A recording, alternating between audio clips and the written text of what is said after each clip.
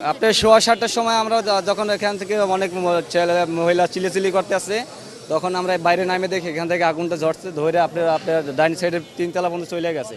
ওখান থেকে আপনার 6 তলায় আগুন চলে গেছে। তখন আধা ঘন্টা পর ফায়ার সার্ভিসের ফোন দেওয়া হয়েছে, আর ফায়ার সার্ভিস আসছে, আইসা আমরা ভিতরে চলে গেছে নিয়ে, আর মই দিয়ে এখান থেকে উদ্ধার করতে চাইছিল। আমরা গ্রিল ভাঙতে পারি না, ছোটো হাতুর দিয়ে ভাঙতে পারি না, মেশিন টেশিন কিছু নিয়ে আসে নাই।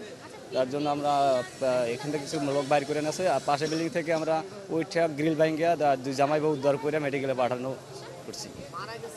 মারা গেছে আমরা যারা ওখান থেকে শুনছি, আমরা 3জন নাকি মারা গেছে। অভ্যাসবশতই আজকে ফ্রাইডে হওয়া সত্ত্বেও ভোরবেলায় উঠে পড়ছে। উঠে 6:30 নাগাদ হবে, আমি দাম দাম করে খুব আওয়াজ হচ্ছে, শব্দ হচ্ছে। তো ভাবছি যে দেশে তো একটু পলিটিক্যাল অস্থিরতা, মনে হয় কোনো মারামারি বা কিছু হচ্ছে। তো পরে দেখি শব্দটা আরও বাড়ছে, চিৎকার চেঁচামেচি। তো আমি একটু এরকম বেড থেকে উকি দিলেই, আমার যেহেতু ফ্রন্ট সাইডে বাসাটা, উকি দিলেই বোঝা যায় যে কি হচ্ছে। তো দেখা যাচ্ছে না, শুধু শব্দই পাচ্ছে। আমি আর একটু বিছানা থেকে নেমে যখন আমি একটু উকি দিলাম বড় করে, ঠিক আমার বাসার অপোজিটেই, মানে এই বাসাটা, যেই বাসাটায় আগুন লেগেছে অপোজিটে এই বাসাটাতেই আমার, এবং ফ্রন্ট সাইডে দাউ দাউ করে আগুন জ্বলছে। তো সঙ্গে সঙ্গে আমার হাজব্যান্ড তখনও ঘুমাচ্ছিল, তো আমি ওকে একটু আস্তে করে ধাক্কা দিয়ে বললাম, একটু উঠবা, মনে হয় কোনো সমস্যা হচ্ছে। তো আমরা দুজনে উঠে পড়লাম। উঠে বারান্দায় এসে দেখি এই আগুনের অবস্থা, লেলিহান অবস্থা। তো আমি দ্রুত নিচে নামলাম। এন্ডোমেন্টে আমি বললো যে তুমি নিচে নামো, আর আমি 999-এ ফোন দিই।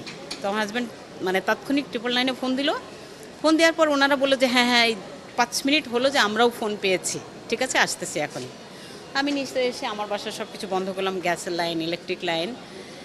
এই তো অবস্থা। এসে দেখি যে মানে সামনে দাঁড়িয়ে এটা মানে ভয় পেয়েছি অনেক, এটাই হলো কথা, যে কি করব এখন।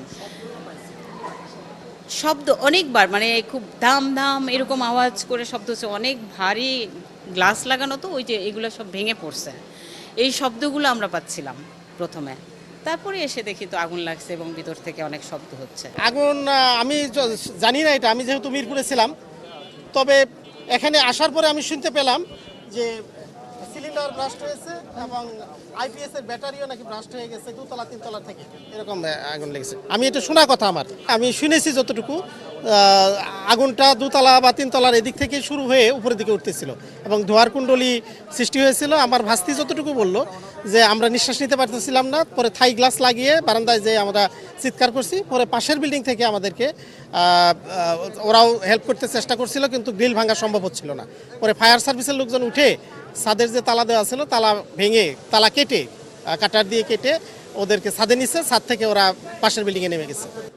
এসে ফার্স্ট আপনার এই 2তলাটায় ব্যাপকভাবে আগুন লেগে যায় এখানে, এবং এই 2তলা থেকে আগুনটা ছড়ায় যে আপনার প্রথমে, তারপরেই চলে যায় আপনার এই যে পাশের বিল্ডিংয়ের পেছনেও মোটামুটি ভালো আগুন লেগে যায়। তারপরে দিয়ে আপনার 3তলা, আর আমরা সবাই বলতেছি যে আপনারা নেমে আসেন, কিন্তু ওনারা নামতে পারতেছে না, কারণ হচ্ছে যে সিঁড়িতেও আগুন লেগে গেছে। আর এটার 6তলায় তারপর আগুনটা চলে যায় 6তলায় বা 7তলায়, একদম টপে যেটা।